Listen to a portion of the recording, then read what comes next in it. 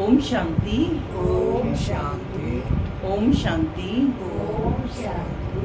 ओम शांति। ओम शांति। आज 13 मई 2025 प्रातः मुरली बाबा दादा मधुबन। आज मीठी मधुर मुरली में बाबा ने हम बच्चों को शिक्षा दी कि तुम्हें अपनी दृष्टि को परिवर्तन करना है। दृष्टि कैसी बनानी है? हद से निकल बेहद में जाना है। विकारों से निकल निर्विकारी दृष्टि बनानी है। साथ ही अपने दुनियावी पाठ को साक्षी दृष्टा बनकर देखना है और कमल पुष्प समान अपनी स्थिति बनानी है। तो बाबा ने कहा कि जब हमारी प्रीत देह से निकल जाएगी तो हमें किसकी याद आएगी? एक विदेही बाप को ही याद करना है, जिससे हमारे जो सभी कर्मेंद्रियां हैं वह भी शीतल बन जाएंगी। और पिछली 3 दिन से रोज बाबा कह रहे हैं कि अपना हमें पोता मेल बाप को देना है, चार्ट बनाना है, चार्ट रखना है और साथ साथ हम बाप को कुछ भी छुपाएंगे नहीं, सच सुनाएंगे तो क्या होगा? बाबा हमें आगे के लिए समझानी देंगे। इसलिए हमें अपनी चलन पर ध्यान देना है।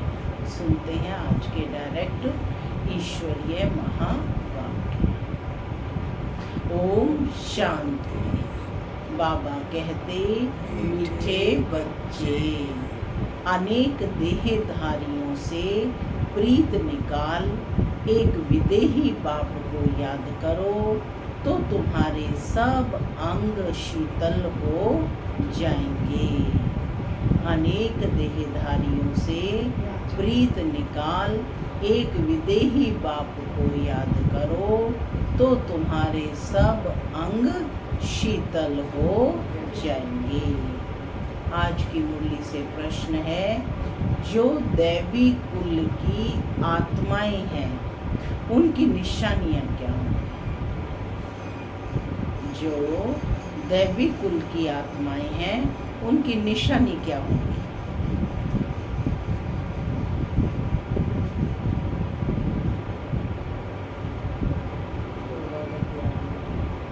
बाबा की याद में रहेंगे। दुनिया वाले भी भगवान की याद में रहते हैं, श्रीमत पर चलेंगे और उन्हें ये पुरानी दुनिया का वातावरण अच्छा नहीं लगेगा। सुनते हैं बाबा का उत्तर। बाबा कहते, दैवी कुल वाली आत्माओं को इस पुरानी दुनिया से सहज ही वैराग्य होगा। दूसरा, उनकी बुद्धि बेहद में होगी। शिवालय में चलने के लिए वह पावन फूल बनने का पुरुषार्थ करेंगे। तीसरा, कोई आसुरी चलन नहीं चलेंगे। चौथा, अपना पोता मेल रखेंगे कि कोई आसुरी कर्म तो नहीं हुआ है। बाप को सच सुनाएंगे, कुछ भी छिपाएंगे नहीं। आज की मुरली से गीत चला, न वह हमसे जुदा होंगे न हम उनसे। ओम शांति। माना मैं शांत स्वरूप आत्मा हूँ, शांति मेरा स्वधर्म है। बाबा कहते, मीठे बच्चे घर वापस जाना है। ओम शांति। बाबा कहते कि अभी यह है बेहद की बातें, हद की बातें सब निकल जाती हैं। दुनिया में तो अनेकों को याद किया जाता है, अनेक देहधारियों के साथ प्रीत है। विदेही एक ही है। सभी कौन है? देही है। हाँ, विदेही एक ही है, जिसको परम पिता परमात्मा शिव कहा जाता है। तुम्हें अब उनके साथ ही प्रीत जोड़नी है, यानी बुद्धि का योग जोड़ना है। कोई देहधारी को याद नहीं करना है, ब्राह्मण आदि खिलाना, ये सब हुई कलयुग की रस्म रिवाज। वहाँ की रस्म रिवाज और यहाँ की रस्म रिवाज बिल्कुल अलग है। यहाँ कोई भी देहधारी को याद नहीं करना है।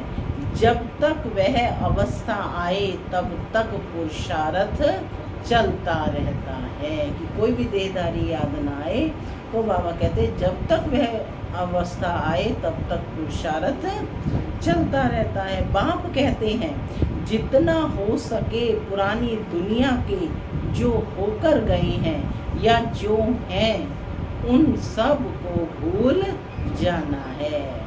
सारा दिन बुद्धि में यही चले कि किसको क्या समझाना है ना, कि व्यक्ति याद ना आए जो चले गए हैं या जो हैं, क्योंकि सारा दिन उन्हीं की बातें करते रहते हैं।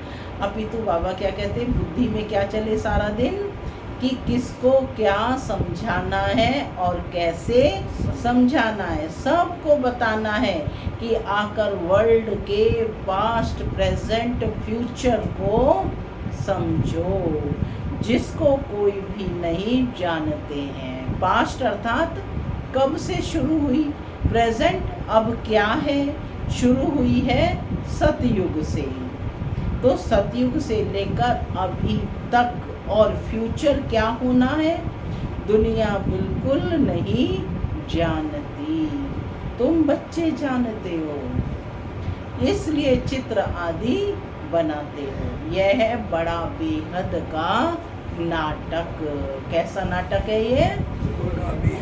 बड़ा बेहद का नाटक। वह झूठे हद के नाटक तो बहुत बनाते हैं, स्टोरी बनाने वाले अलग होते हैं और नाटक की सीनरी बनाने वाले दूसरे होते हैं। यह सारा राज अभी तुम्हारी बुद्धि में है।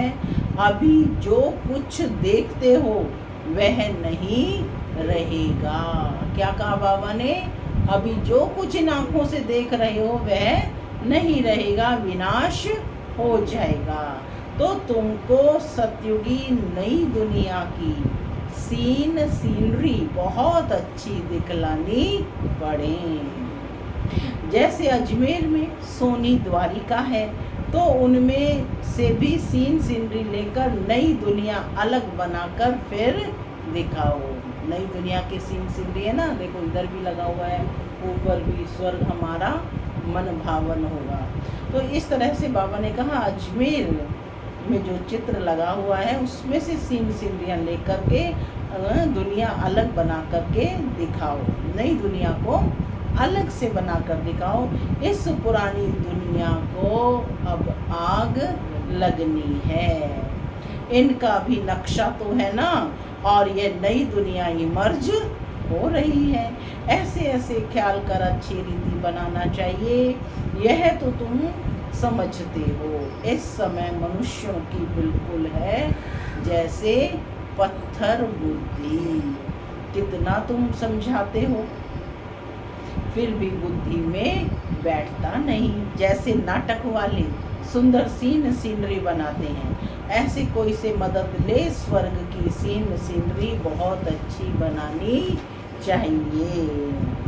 वो लोग आइडिया अच्छे देंगे, युक्ति बताएंगे, उनको समझाकर ऐसा अच्छा बनाना चाहिए जो मनुष्य आकर समझें। बरोबर सतयुग में तो एक ही धर्म था, तुम बच्चों में भी नंबरवार हैं जिनको धारणा होती है। देह अभिमान बुद्धि को छीछी कहा जाता है। देह अभिमानी बुद्धि को छीछी कहा जाता है। देही अभिमानी को गुलगुल फूल कहा जाता है। अभी तुम फूल बनते हो। देह अभिमानी रहने से कांटे के कांटे रह जाते हैं। तुम बच्चों को तो इस पुरानी दुनिया से वैराग्य है, तुम्हारी है हद की बुद्धि,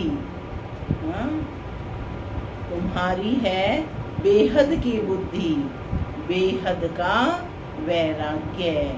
हमको इस वैशाल्य से बड़ी नफरत है।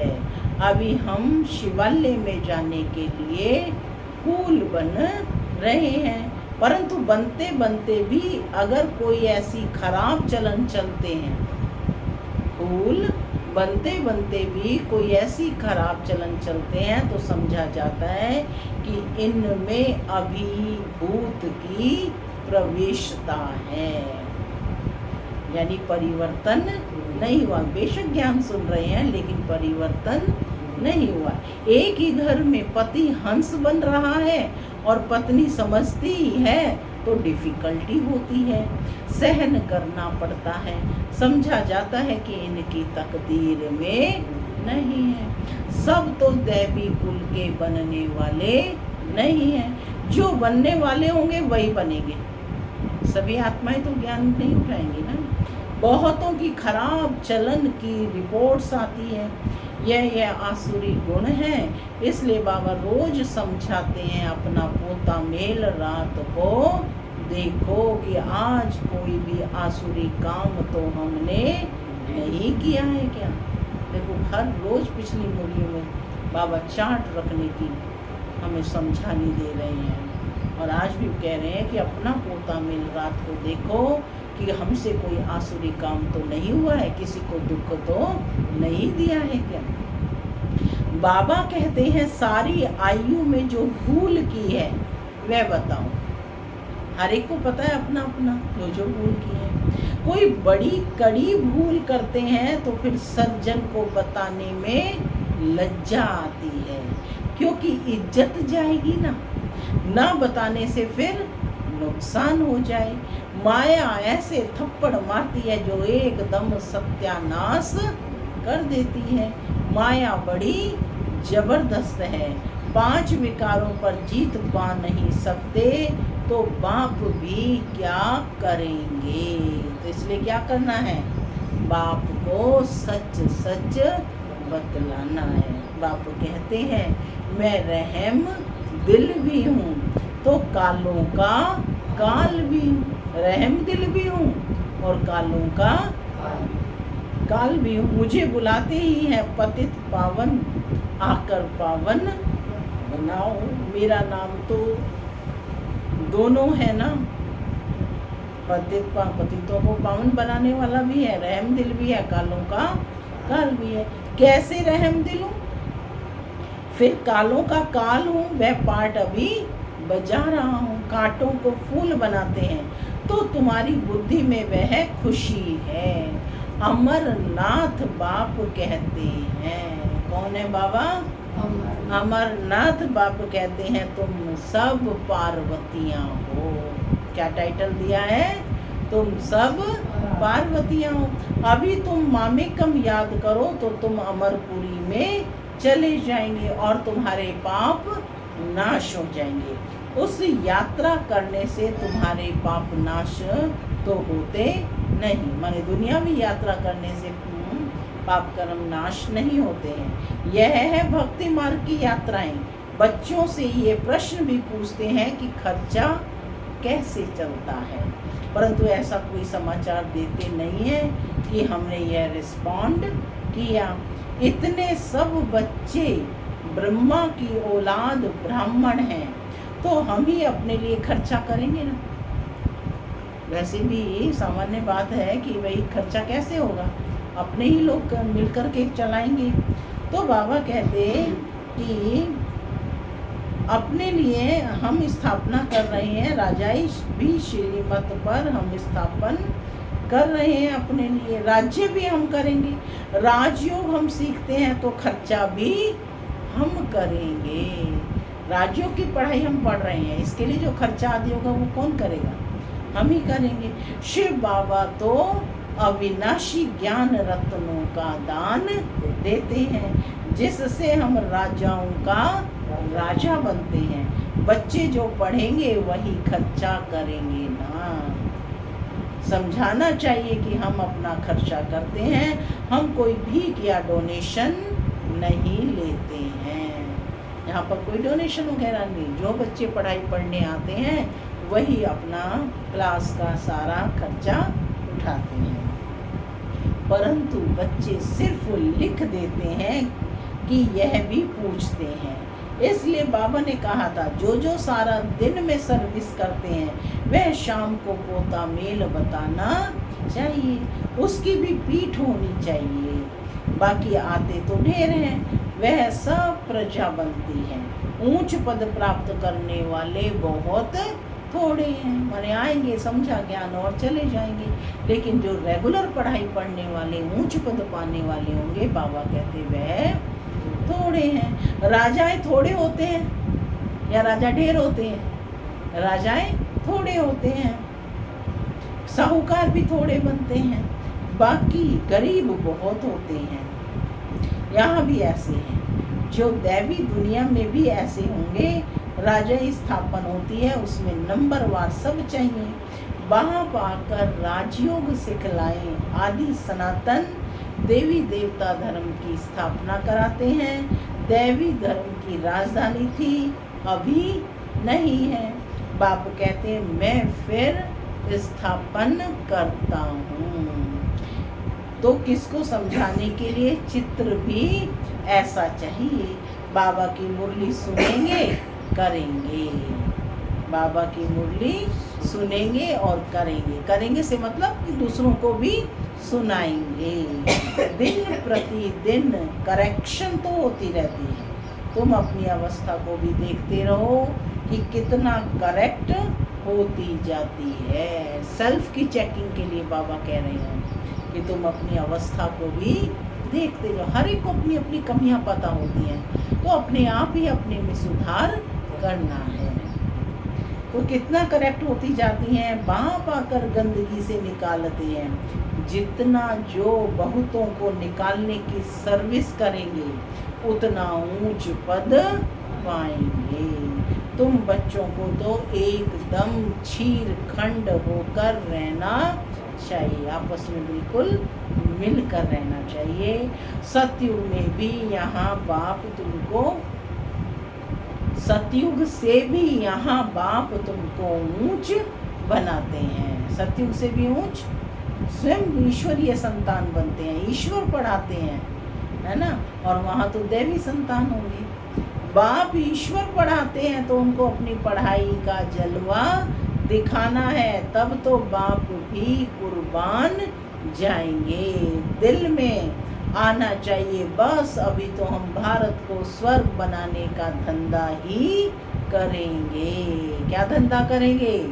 भारत को स्वर्ग बनाने का। यह नौकरी आदि करना वह तो करते रहेंगे, वो तो आजीविका तो करनी है। पहले अपनी उन्नति का तो करें। है बहुत सहज, कौन हो? सहज पुरुषार्थी टाइटल दिया था ना बाबा ने परसों की मुरली में भी।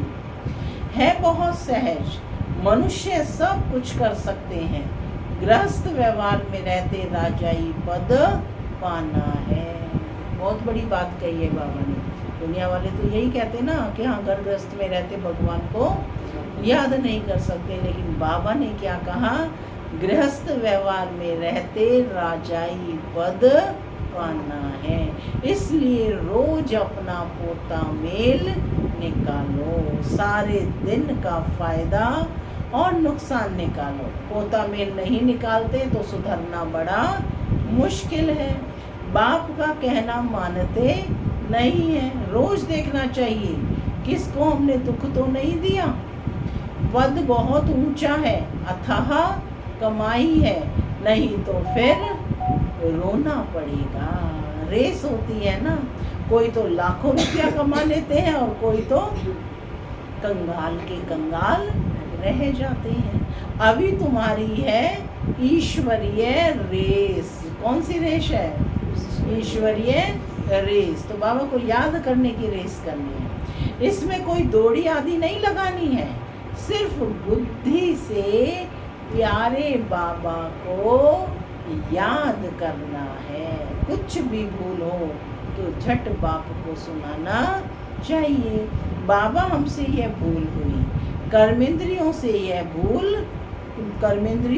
भूल की बाप कहते हैं राइट रॉन्ग तो सोचने की बुद्धि मिली है। सबके पास बुद्धि है, तो बुद्धि क्या सोचेगी, राइट क्या है और रॉन्ग क्या है। तो अब रॉन्ग काम नहीं करना है।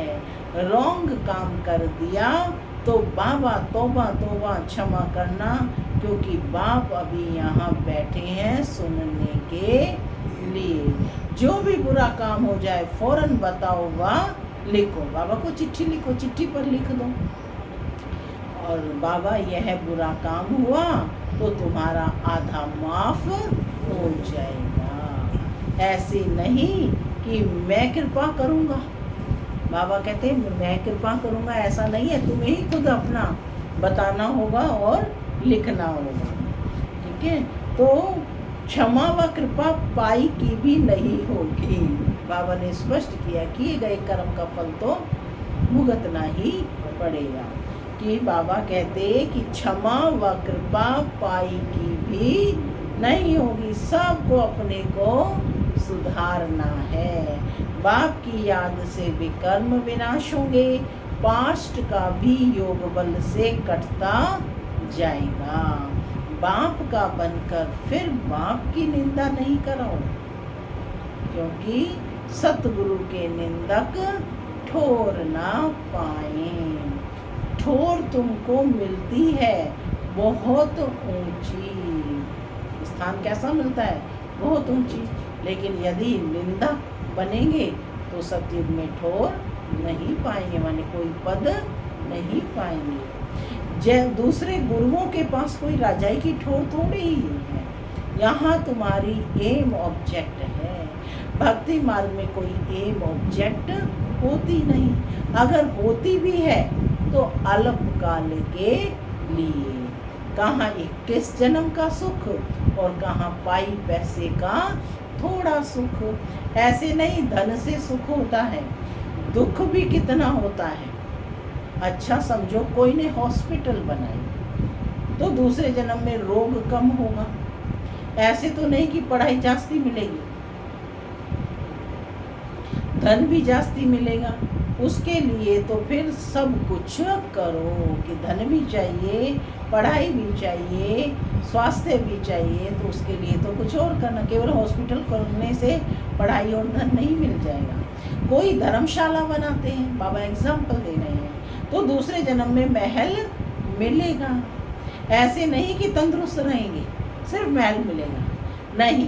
तो बाप कितनी बातें समझाते हैं। कोई तो अच्छी रीति समझकर समझाते, कोई तो समझते ही नहीं है। तो रोज पोता मेल निकालो, आज क्या पाप किया इस बात में फेल हुआ।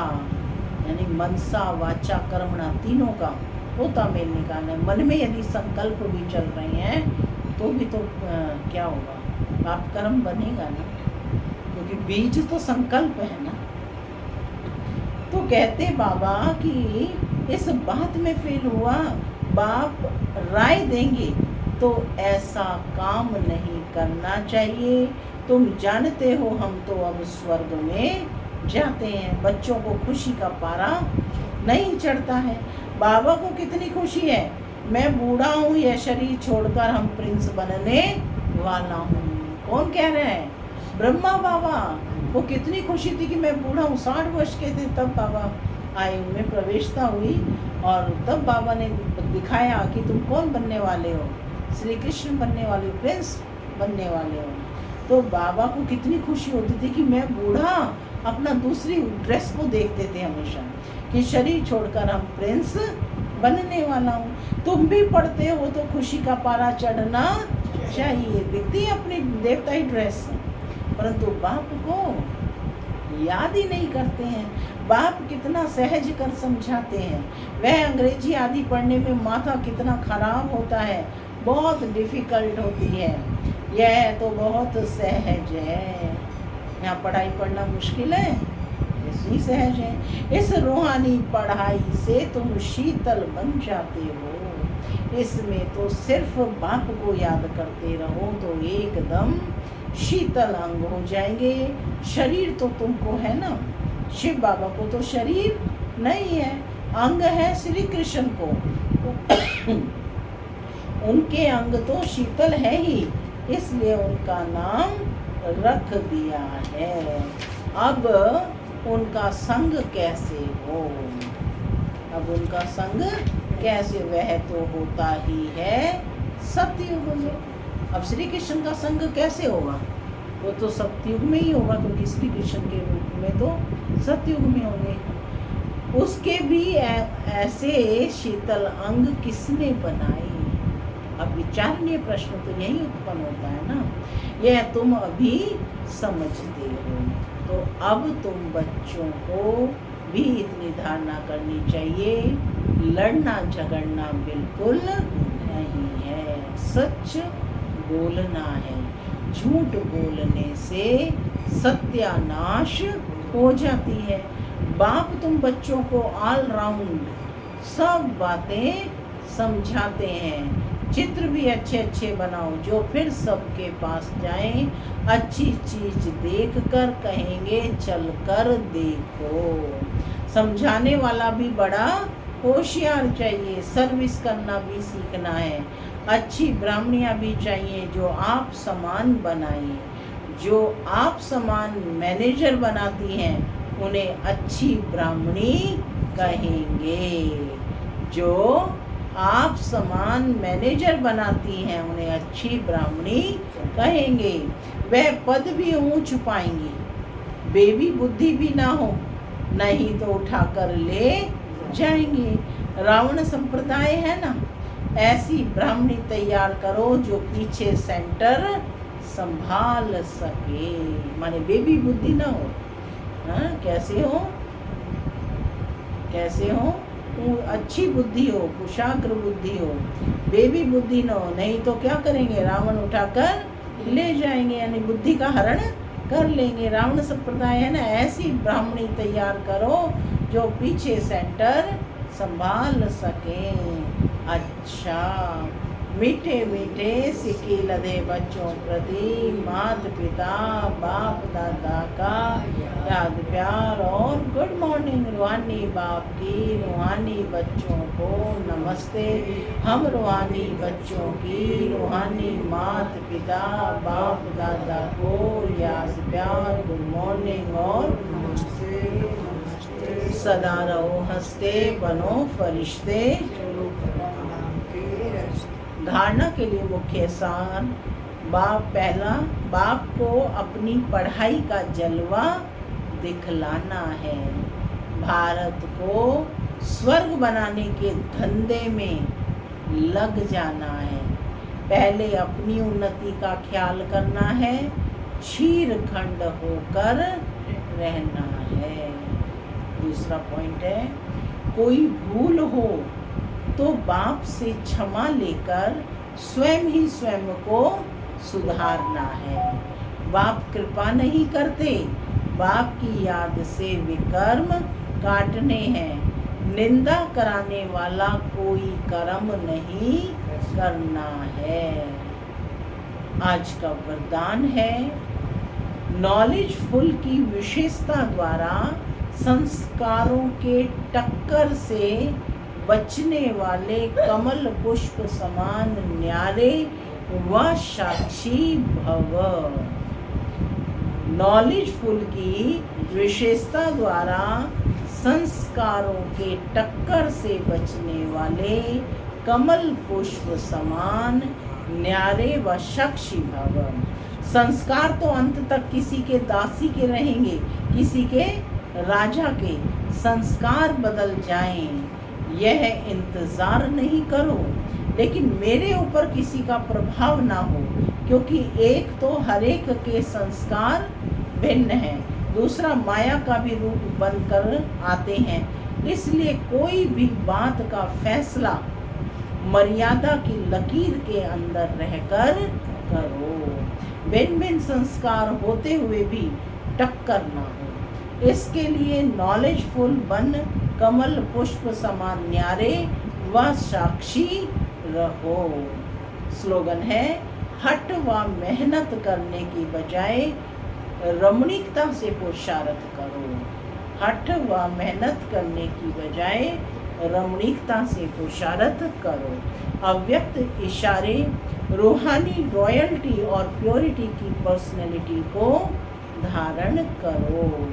पवित्रता सुख शांति की जननी है। जहाँ पवित्रता है वहाँ दुख अशांति आ नहीं सकती। तो चेक करो कि यह सदा सुख की शैया पर आराम से अर्थात शांत स्वरूप में विराजमान रहते हैं क्या? अंदर क्यों, क्या और कैसे की उलझन होती है या उस उलझन से परे सुख स्वरूप स्थिति रहती है। ओम शांति।